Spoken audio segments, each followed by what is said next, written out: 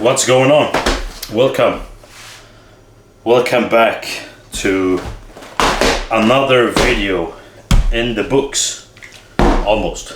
So, to be honest, I'm a bit in a hurry, but today is legs, and also today is great news for me because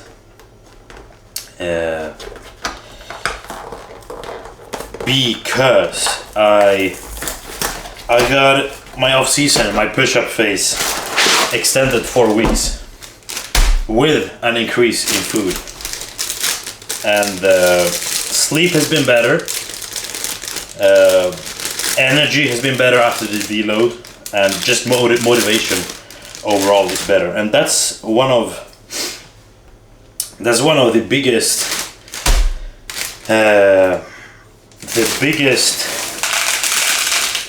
changes that I see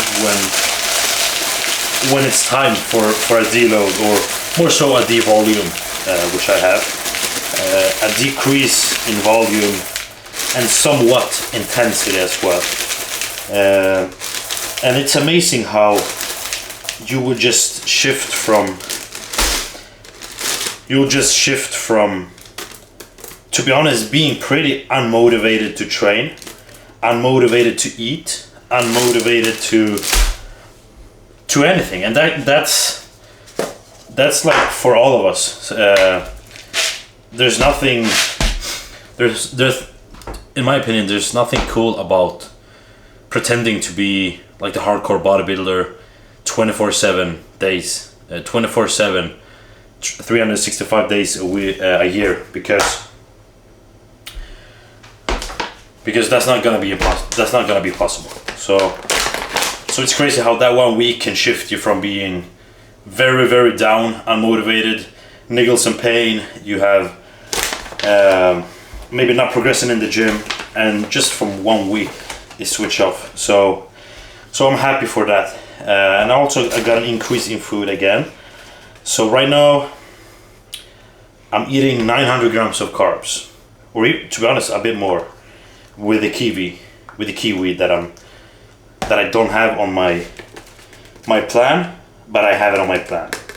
So 900 grams plus of carbs. I think in total it's 295 grams of protein. Fats are around 100, and that's on training days. On non-training days it's a bit lower. I'm not really sure. So here I have 200 grams of cereal, and today I have this caramel crunch. I like this one. I have 30 grams of isolate. I have bread, so this is three slices, equivalent to I think 120 grams bread, and 35 grams of jam. And yeah, it's legs today. Damn, I'm motivated and I'm looking forward to this, but at the same time I'm anxious. And here we got my pre-workout. So I'm gonna drink this. I'm going to take my stuff and then just go to the gym. 4 weeks left of a push-up, and then we go into somewhat of a maintenance phase, only for 4 to 6 weeks, and then it's pretty much time to start the diet and start to prep for my next competition. And yeah, feels crazy to say that, to be honest. I pretty much start my prep 1 year after I finished my last prep. So it's only been like 1 year off season. It's gonna be only 1 year off season for me in total. I thought it was going to be at least 18 months, but yeah, this is how it is. So pack this and see you in the gym. Alright, so I start with the lying leg curl. I have 3 sets here, but as you can see, the leg curl, I haven't used this one for maybe 3 years. The one I use is the one right to this one. But they had to change a bunch of stuff, so that is not usable.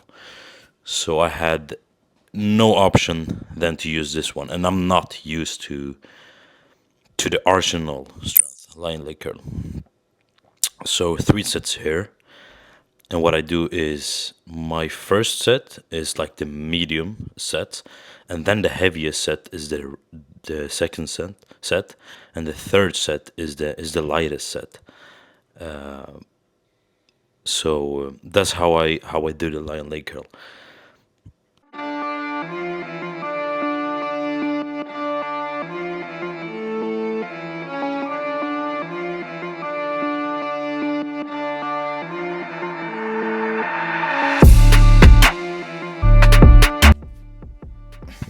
Yeah, this is the main movement. This is the anxiety movement, the hack squat, and this is a PR for me. You'll see how many I do.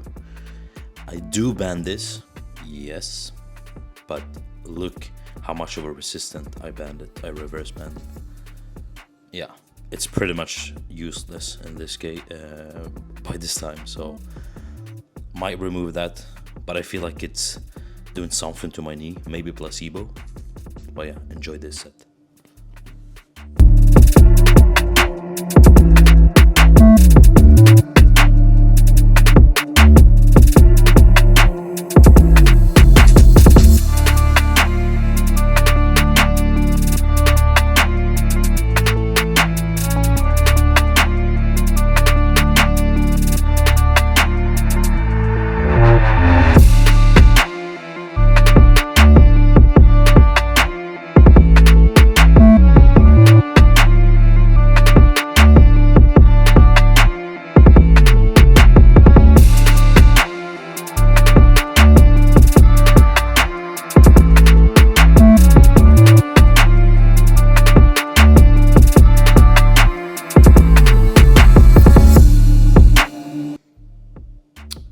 What is a leg workout? What is a quad workout, which this is, without leg extensions?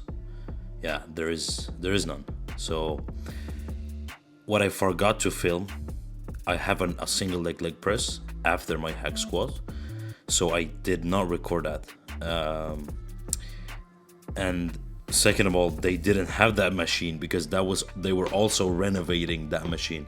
So I had to do just a regular bilateral leg press. Yeah, standard leg press.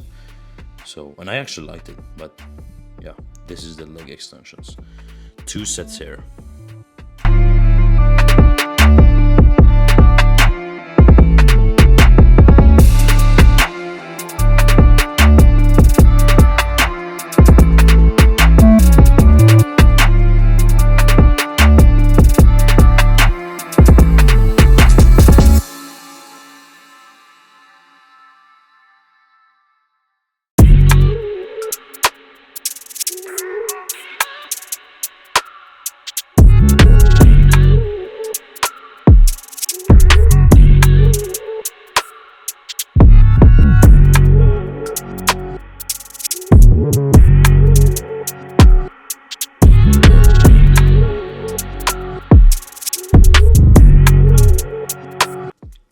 Yeah, and as my last workout before I do calves is Bulgarians. And this one has been quite hard for me the past month because, to be honest, I got 4 reps less this time. And it's because my adductor and kind of glute somewhere, adductor tying into glute somewhere in there, is hurting like a mother freaking, yeah. It hurts so much, so I can't really extend my leg fully because it's impossible because it hurts so much, and it's not the best. Yeah, it's not the most beautiful reps of a Bulgarians there, but so I have to really screw the numbers for now and just focus on being able to do them first of all, and then do them correctly. And If so, I have to change to the Smith machine, then I'm happy to do that, because I kind of like that even more. But yeah, so I have 2 sets here on each leg.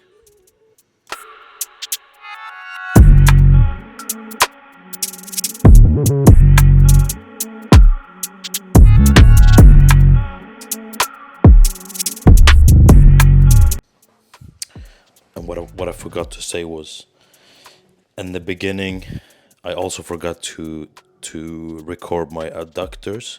So I have 3 sets of an adductor as my first movement. I start with them, and I did them in another gym, 1 minute away from this gym, because this gym's adductor machine is too easy.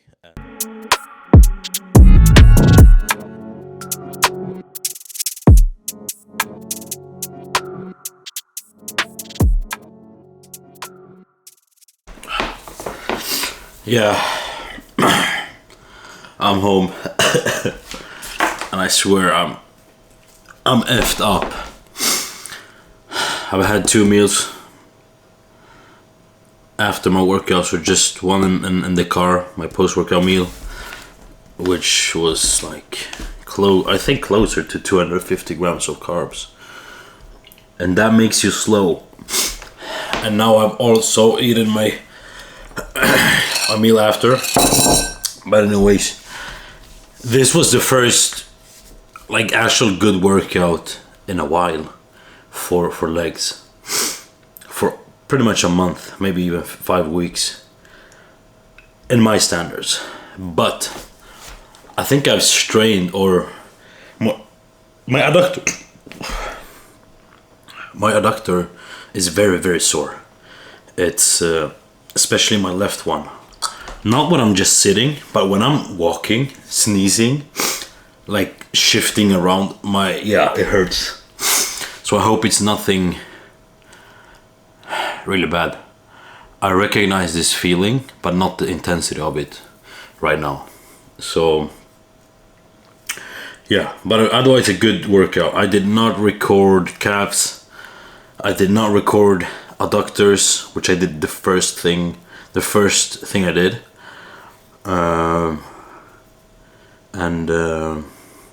Yeah, the leg press, I have a single leg press, but that one was not broken, but they are changing some parts on the machine, so that was not available to do. So I just did the regular leg press, which I didn't record either.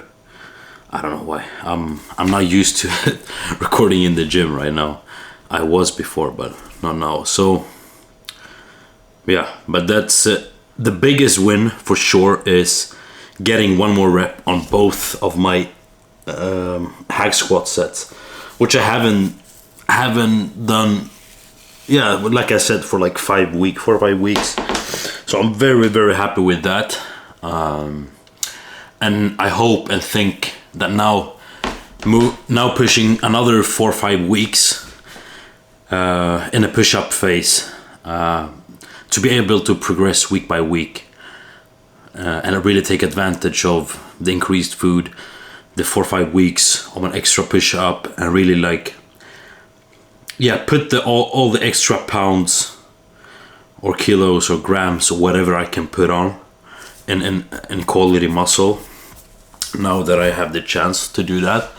And then just have a maintenance period, so my body can just stabilize. I can still have high performance, and not only shift from being in a calorie surplus to a calorie deficit, and where training performance might drop unnecessarily because you've only been touching the weights and the reps you did for maybe your peak strength, and right away going down to a deficit. Me and Nate, my friend, had a discussion on that, like the term, we need to marinate the muscle, or we need to sit there for it to stick or look better, or whatever we want to say, especially when we've gained a bunch of weight in a short period of time. I think or he said it to me, I think it's more about owning the weights and owning the performance for a while, which is the maintenance period or the marination period. It comes down more to that than anything else, because we can't explain it any other way. There's nothing that really is marinating muscle for a while. It's just a term, which is true, but it comes down to the performance part more than anything, I think. And yeah. But I think the longer off seasons you have, the less of a necessity that actually is. Anyways, I think this is gonna be the video. This is it. I will actually go, and in 1 hour I will go with my friend to a jacuzzi, and I think a sauna also. So we're gonna be there, chill. My legs need it. Oh damn. Yeah, and then just take it easy. But it was a good day, and tomorrow is a rest day, and I really need to take advantage of the rest days also. Last thing I want to say to all of you and to myself, everything I said is first of all to myself, and then I just share it with you. It's set yourself to a higher standard, meaning have a picture in your head of what you want to be now, today, and in the future, and hold yourself to the highest standard possible, meaning the wakening hours you have on that day, every move you make, everything you do should be towards getting that goal. And this is not going to be perfect today or in a week, or probably never, but improving that over time, and improving that day by day or week by week or month by month, that's what's going to be the difference between you and the ones who do not do it. Because I hear a lot of people saying that, for example, bodybuilding, it's very easy. It's very simple, yes. It's not easy, in my opinion. Bodybuilding is simple, meaning you need to train your ass off, you need to eat a bunch of food, you need to take your supplements, you need to sleep. It's like very, very simple lifestyle, right? But it's not easy. In my opinion, the difference between simple and easy is, by paper, it's very simple and easy to explain to someone. Everyone gets it. It's not a lot of things that need to happen. Bodybuilding is very simple, but it's not necessarily very easy. Especially when you're pushing the boundaries of, and this goes to both mentally and physically and emotionally. But yeah, hold yourself to the highest standard possible. Great things will come. Yeah, but anyways, I'll go into the shower, then I'll get ready. And this will be episode 6 of Road to IFBB Pro. I'm officially 221 days out. Yeah, see you later.